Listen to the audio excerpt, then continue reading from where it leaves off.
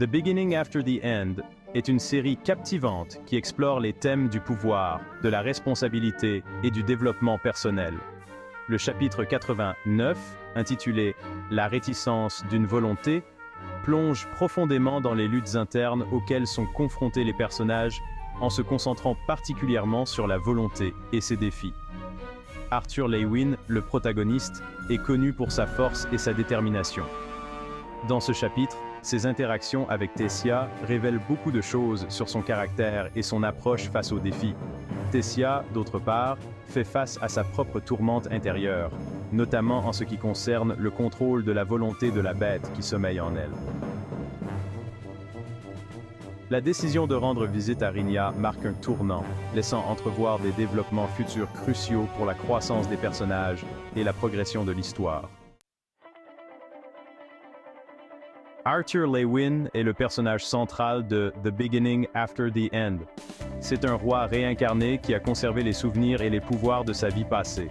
Arthur est dépeint comme un leader fort, sage et compatissant. Tessia, quant à elle, est une amie proche et une alliée d'Arthur. C'est une elfe avec ses propres capacités et difficultés. Le personnage de Tessia est complexe. Elle est courageuse mais vulnérable, puissante mais incertaine. Dans le chapitre 89, leur lien est mis à l'épreuve alors qu'ils sont confrontés à la question de la volonté de la bête. Leurs interactions donnent un aperçu de leur personnalité et de leur approche face aux conflits internes et externes. Le rôle d'Arthur en tant que mentor et la lutte de Tessia avec sa bête intérieure sont au cœur de ce chapitre. Le point de vue d'Arthur Leigh-Win sur la volonté est façonné par ses expériences passées et sa force inhérente.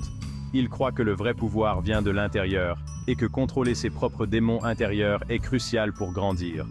Cette conviction est évidente dans ses interactions avec Tessia dans le chapitre 89. Arthur aborde la question de la volonté de la bête avec calme et sang-froid.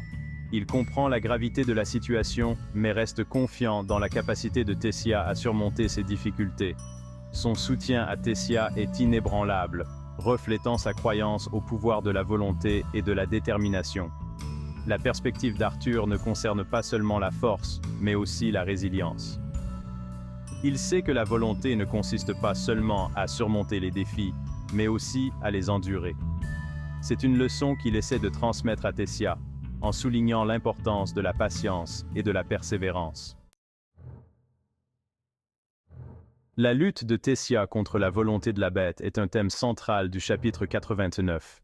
La volonté de la bête est une force puissante en elle qu'elle doit apprendre à contrôler. Cette lutte n'est pas seulement physique, mais aussi émotionnelle et psychologique. Le conflit interne de Tessia est intense. Elle ressent l'attraction de la volonté de la bête, une force qui menace de la submerger.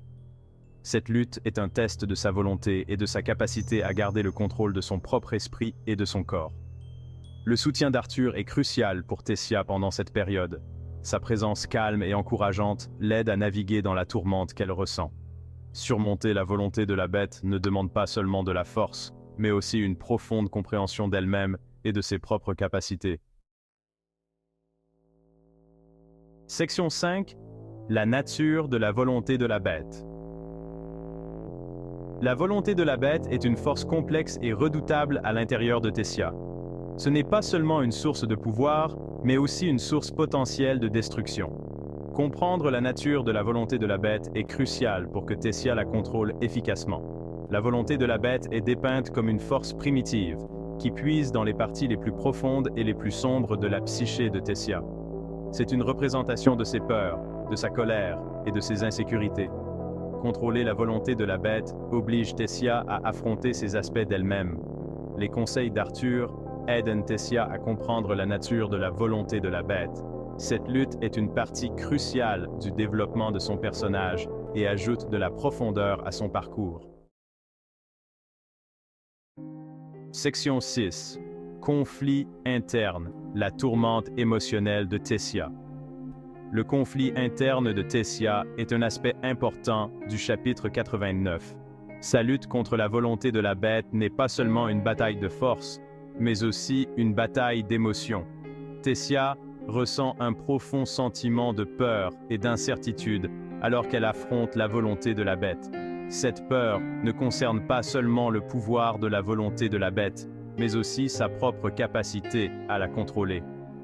Son tumulte émotionnel est le reflet de ses doutes et de ses insécurités. La présence d'Arthur procure un sentiment de stabilité à Tessia.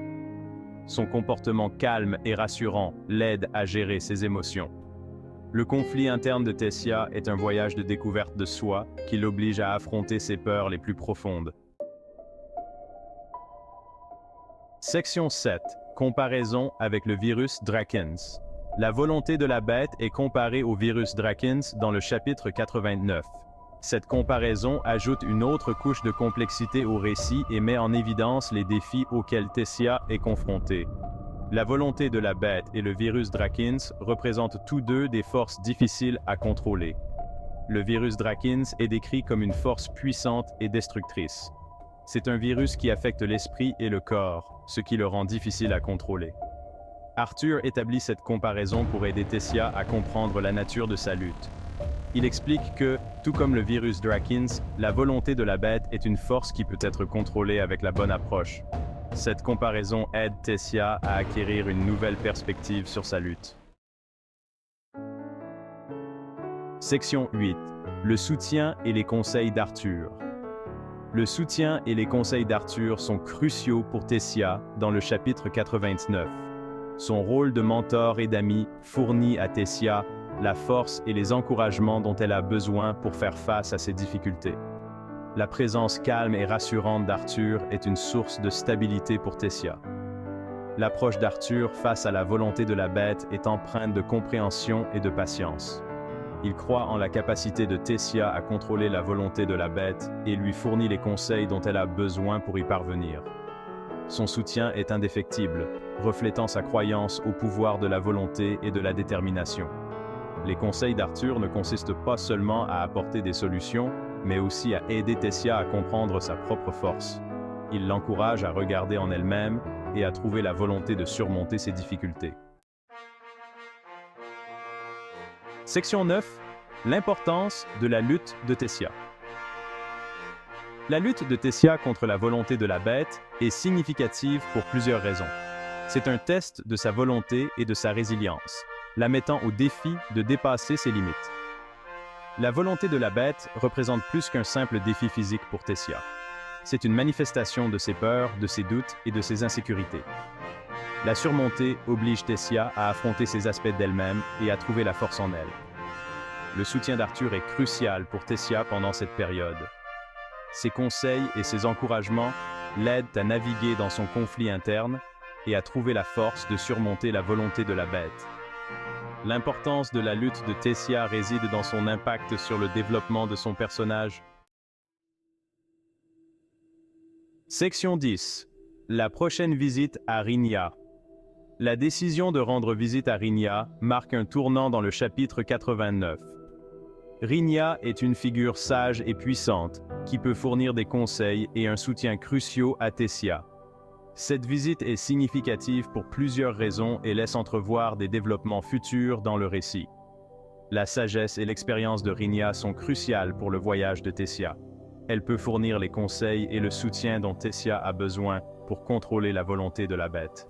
Cette visite est une étape cruciale dans le voyage de découverte de soi et de croissance de Tessia.